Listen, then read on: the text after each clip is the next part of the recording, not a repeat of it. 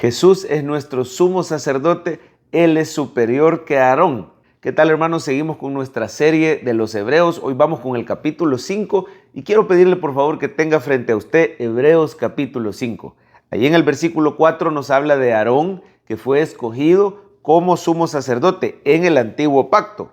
Dice, y nadie toma para sí esta honra, sino el que es llamado por Dios, como lo fue Aarón. Acordémonos que los hebreos eran personas que habían oído el evangelio, habían comenzado a caminar por fe, pero que se estaban volviendo al antiguo pacto. Estaban cayendo en incredulidad, corrían peligro de rechazar la verdad del evangelio que ya habían oído, sobre todo porque había mucha persecución. Los que se decían cristianos eran perseguidos por los mismos judíos y por los romanos, por el imperio romano. Así que el autor de Hebreos escribe esta carta para mostrar la superioridad de Cristo, en este caso como sumo sacerdote.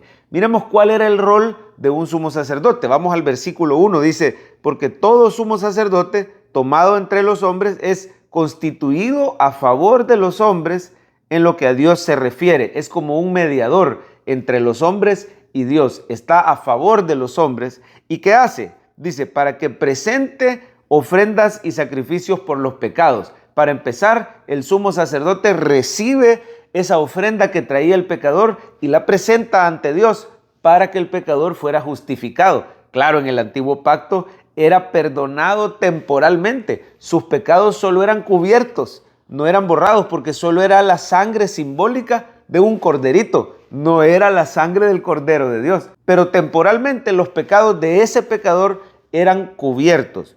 ¿Qué más hacía el sumo sacerdote? Versículo 2, para que se muestre paciente con los ignorantes y extraviados. Significa que tenía un rol de enseñanza. Con toda paciencia le enseñaba al pecador cuál era el camino en el antiguo pacto para alcanzar el favor de Dios, una relación con el Dios vivo y verdadero, un Dios santo. Siendo nosotros pecadores, se necesitaban los sacrificios y se necesitaba la obediencia a la ley. ¿Cuál era el problema? Que el mismo sumo sacerdote Aarón, también él era pecador y tenía que ofrecer sacrificios por él mismo. Mire por favor al final del 2, puesto que él también está rodeado de debilidad. Y no solo rodeado, mire el 3, y por causa de ella debe ofrecer por los pecados tanto por sí mismo como también por el pueblo. Ahora veamos cómo Cristo es un sumo sacerdote superior. Dice el versículo 5, así tampoco Cristo se glorificó a sí mismo haciendo de sumo sacerdote, sino el que le dijo, tú eres mi hijo, yo te he engendrado hoy. O sea, el Padre colocó a Cristo en el nuevo pacto como ese sumo sacerdote superior que Aarón.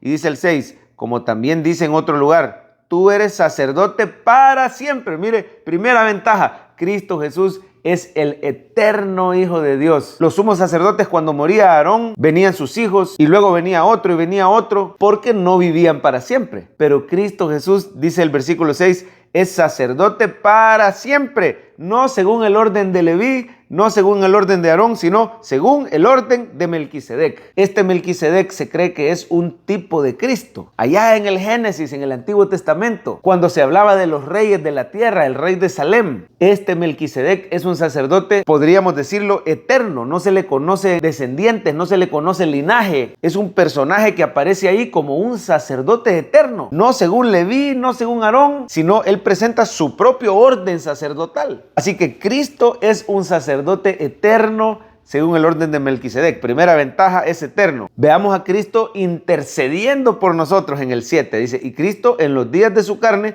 ofreciendo ruegos y súplicas con gran clamor y con lágrimas, dice. Cristo es nuestro intercesor, pero mire, su oración fue escuchada. Dice, al que le podría librar de la muerte, fue oído a causa de su temor reverente. Cristo Jesús es superior porque no solo presenta sacrificios, Él es nuestro sacrificio perfecto. Él se ofreció a sí mismo como sacrificio por nuestros pecados. Mire qué sumo sacerdote superior tenemos los creyentes bajo el nuevo pacto. Cristo Jesús no solo intercede por nosotros, Él se ofreció por nuestros pecados, pero luego resucitó al tercer día. Dice que Dios lo libró de la muerte y hoy escucha nuestra oración. Segunda ventaja, Cristo es nuestro sacrificio y Él resucitó. Tercera ventaja, Jesús fue perfecto, Él no necesitaba sacrificios por sí mismo. Él no pecaba, Él no era débil. Cristo Jesús murió por nuestros pecados. Mire el 8, dice, y aunque era hijo, por lo que padeció,